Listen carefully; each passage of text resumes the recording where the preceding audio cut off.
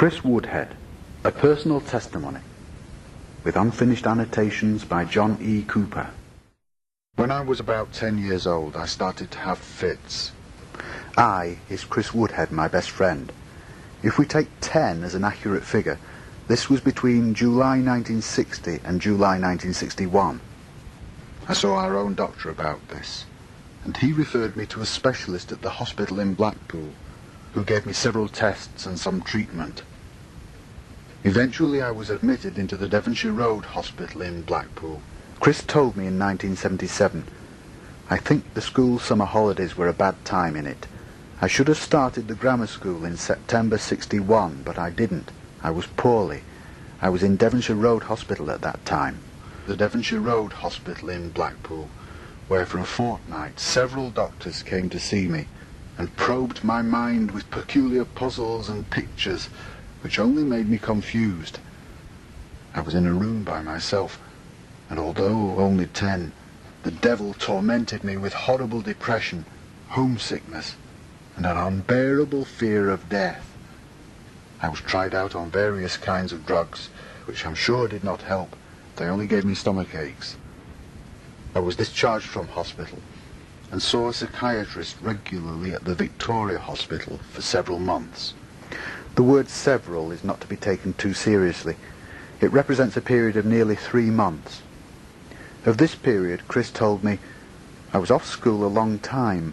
I think it got to about late October, and they suggested that I was kept behind for a year, because by that time it was too late to join the grammar school. And then I went into hospital the following month, November 1961, for 3 months, so it would have been pointless for several months. At the end of this time, he advised my parents to take me to see a neurosurgeon at Newcastle-on-Tyne. I went and was admitted into the Newcastle General Hospital, where I spent 3 months. During this time, I underwent a seemingly endless series of tests in which fluids, rays, and electricity were pumped through my brain in order to get a clearer picture of what was going on inside. In the end, I had to be put under anaesthetic for even the simplest of these tests, because otherwise I was violently sick. I was discharged from the Newcastle Hospital and sent home. This was in February 1962. Not appearing to be a great deal better off than when I went in, except that the doctors thought that they had diagnosed my complaint.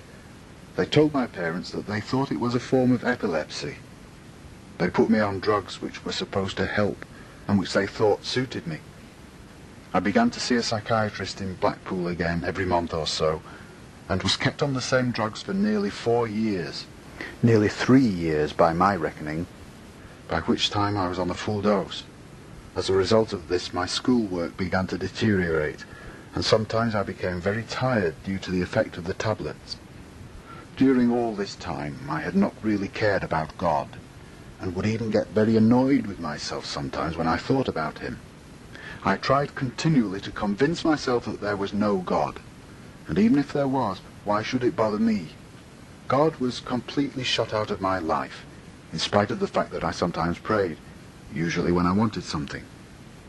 I had no time for God and dreaded the idea of going to church. This went on until one night, just before Christmas in 1964, my friend and I were watching the television and saw the programme from the Sharon Church, Manchester.